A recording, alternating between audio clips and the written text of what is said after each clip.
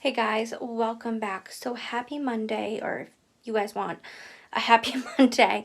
I am filming ahead because this week especially we have people going to be working on our roof. So things are being filmed ahead, scheduled ahead, which will also make my life a lot easier. And I have a ton of videos coming out. Anyway, I know it's been months, probably like almost a year since I did a big video in terms of Marvel. So we are on episode 2 of Moon Knight. I am sorry. I watched it and I got like halfway through it originally and I was like, I can't stand this. And I think for me, sorry, I'm going to rant for a moment. So if you want to skip ahead, go ahead. For me, I was dealing with a lot of issues personally, and I have friends that have dissociative identity disorder, and I was just kind of in the mix of things. So I don't think the timing for me was something I could handle. Not saying I'm not friends with them anymore, I am, but I haven't been as interactive with them, and I've been able to heal and deal with a lot of things. So we're back in it. We're in episode 2. I will be honest, I did not like Moon Knight until episode 3, so the next episode. I just felt like it was just eh. And I did read the comics, and I couldn't get into the comics either. I felt like I had to force myself. So bear that in mind, not something that I enjoyed until episode 3. Now, that being said, once we got to episode 3, which I'll talk about in the next video, which will come out Wednesday, it gets a whole lot better. And I'll explain that then, so tune in for that episode. But here we go for the Easter eggs. So this is the first shot that we get of Mark Spector's version of Moon Knight, his superhero. So you will see this costume come up again, but not as much as you think it does. And this is the first time that we recognize that Mark Spector and Stephen Grant are the same person. They are talking to each other. Their personalities are intertwined. This is the first time that dissociative identity disorder is apparent, but like I said, their personalities are combined. That doesn't usually happen when you have DID. Now, that being said, I'm not very well versed. As I said, I do have some friends, but typically when you have DID, you don't remember what happened when you are a different personality. So it's quite interesting that they're showing this perspective of it. Now, we will see a lot more of his DID and the diagnosis and all of this and why he has it. It is a mental disorder, but there's much more to it when it comes to Mark Spector / Stephen Grant in later episodes, so please stay tuned for that. Now, Stephen Grant's personality, he lives in England, and he works at this museum, especially in the Egyptian section of the gift shop. Now, the night before, which I'm not showing, or it was episode 1, so you guys can go check it out, there was, he was being chased, right? So you can go back to those Easter eggs. That being said, Stephen Grant knew something happened. He remembers it. So he goes back and he wants to see what the heck happened.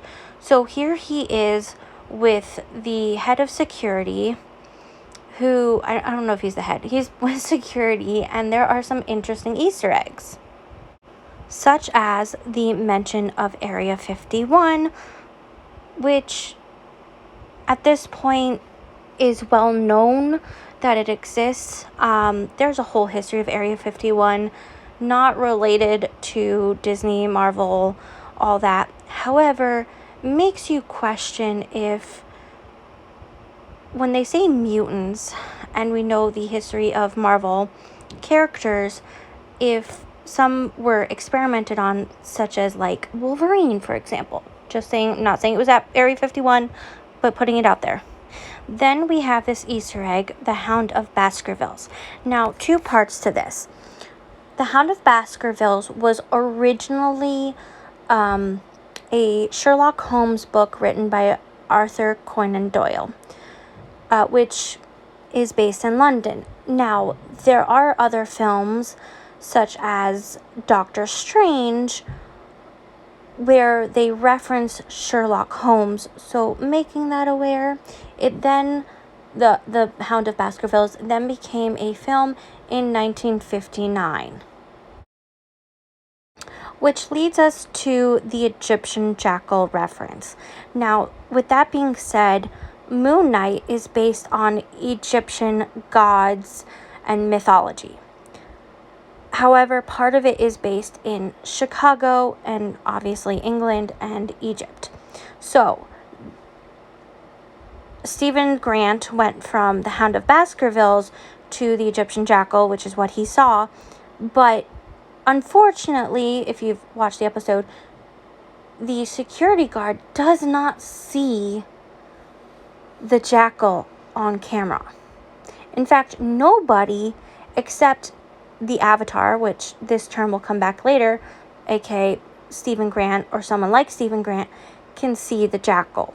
So people think he's crazy, and they're not totally wrong for thinking that, but we have to keep that in mind, that he's seeing something that's there and other people can't see it because it's in a different mixture of realm. So anyway, I'm summarizing at this point. Stephen Grant goes out and he's constantly talking to this man who is a living gold statue. Now, this living gold statue is actually based off a real person, Bertrand Crawley. It's actually played by he's actually played by the actor Sean Scott in this instance. However, the character Crawley does come back in episode 4. He is the one that is leading the bingo. We're getting ahead of ourselves. Anyway, this man reminds me of Mr. Gold, not played by the same actor, and not because he's gold, just his facial look from Once Upon a Time.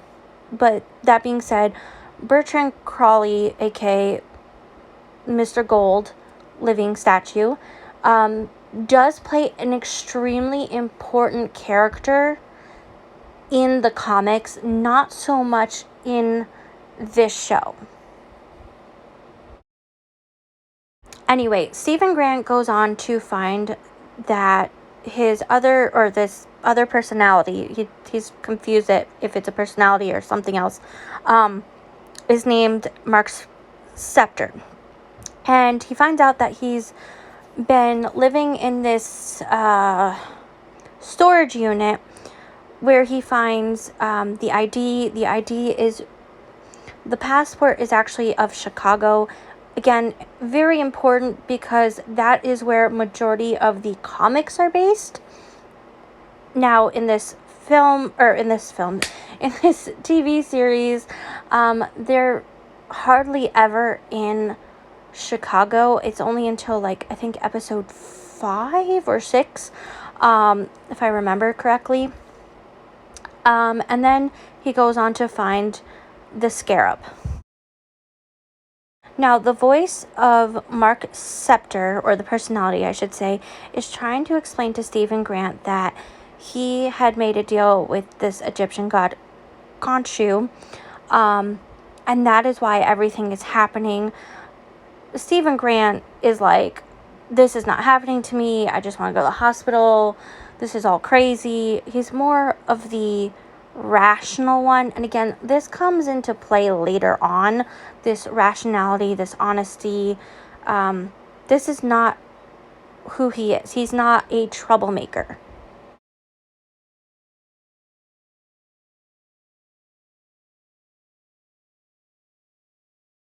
Anyway, Stephen Grant goes back to his place, and that's where he finds Layla, who ends up being Mark Scepter's wife. And she finds the Scarab, and she's like, oh my god, this is what we're looking for. We have to find it and stop Harrow. And the feds come in, and they have to basically escape. And that's a whole thing. We're going to skip forward. At one point, Stephen Grant does end up meeting Harrow, who is this guy, and Mark Septor's telling him to get out of there because it's dangerous. But if you noticed, Harrow ends up giving us a bunch of Easter eggs, such as the Yucatan. Now, if you've watched Black Panther Wakanda Forever, which does come out after this, and I will have that coming out, I think it's, I'm going to say June, maybe May. I don't remember on my schedule. It's coming out later. You will notice that the bad guy, the serpent guy, is from the Yucatan. And there will be more about that region in Marvel coming this year, next year. So super excited on that. Now, he also mentions Avatar, and I did say that this was going to come up again. Now, they don't mean Avatar as in The Last Airbender, which was not Disney, by the way. They also don't mean the blue people from Avatar, which was Disney, and the second one just came out. I have not seen it, and I really don't want to see it, but we're going to do an Easter egg eventually, so don't worry, that will be coming. However, it's quite interesting that they use that term because these gods take their human bodies to create superheroes, essentially. They're guardians. And that's quite interesting because this is extremely different version of superheroes than we've seen that were either born super, aka a mutant, or were created because of a chemical such as like Hulk, which again, we were going to go through She-Hulk very soon. So stay tuned for that. As well as such as like Miss Marvel, which will be the next series that we're covering. Now, Harrow also mentions Fist of Vengeance. That is a Marvel character. I do want to note that there is a movie on Netflix that came out last year, 2022, called Fistful of Vengeance. I don't believe it's related to Marvel. It doesn't look like it is from my quick research. I have yet to watch it. And yes, Marvel is mostly on Disney Plus. That being said, there are a few shows that are Marvel, like Daredevil and Agents of S.H.I.E.L.D., and there were some other ones that were featured on Netflix because of a contract. So if you know that it's for sure not related, please let me know down in the comments because I couldn't find anything on that. Will we see Fist of Vengeance as a super villain character? I don't know. Who knows what they have planned other than what they've stated, because Marvel is always 10 steps ahead of us. Seriously. I mean, I will say that Harrow becomes quite the interesting character moving on. I feel like there could have been more character arc for him in this, but that also kind of gives us a reason to have something for him in the future. At least there's a possibility for it. Now, Harrow in this this picture, is saying that Ammit, who is not Khonshu, it's a different Egyptian god, wants to get rid of all evil before evil happens. This is very much like how politics are today. They want to lock up people that are innocent, who, it's like the crystal glass ball, right? However, Harrow, as I had just said, was previously an avatar of Khonshu, and it's just, oh god. So he's fighting to get rid of evil in a different manner because of his experience with Khonshu, but you cannot use the crystal ball method. It is very problematic. That is a whole political issue, but as we know, Marvel likes to use a lot of real life instances within the comics and the shows and movies. Not saying it's perfect, obviously it's fiction, but let's just note that because this is never okay, and this is what they're going to be fighting against. Now, remember when I did episode 1, I said that the cane would be very important? Well, here it is. That cane gives Harrow power, and it does get stronger when, I'm not going to give away what happens. Anyway, Harrow's power does get stronger later. Now, in this instant, Harrow sends another mythical creature, a jackal-like creature, after Stephen Scepter at this point, who does not want to give Stephen Grant, who doesn't want to give Mark Scepter the power over his body. Now, Layla does come in to kind of save the day a little bit. She does fight. Great moment. But then we turn to this. Admittedly, I jumped a little bit ahead, but the costume, the outfit that Stephen Grant has versus Mark Scepter is very different. As you will see, Stephen Grant was like, I look like Colonel Sanders, aka a KFC reference, right? And he now has to fight the jackal, and he doesn't feel like he's strong enough, and so they end up switching bodies, and they fight the jackal, and he's killed on the moonlight, kind of like a werewolf. That'll be coming up soon. And then it ends with him in Egypt. He doesn't remember how he gets there, but this is a very important moment. And this will be the beginning of what comes that is really good. So that being said, please check in on Wednesdays and Fridays, as well as Mondays, for our Easter eggs. Please like, subscribe, share, and comment, and I'll see you soon.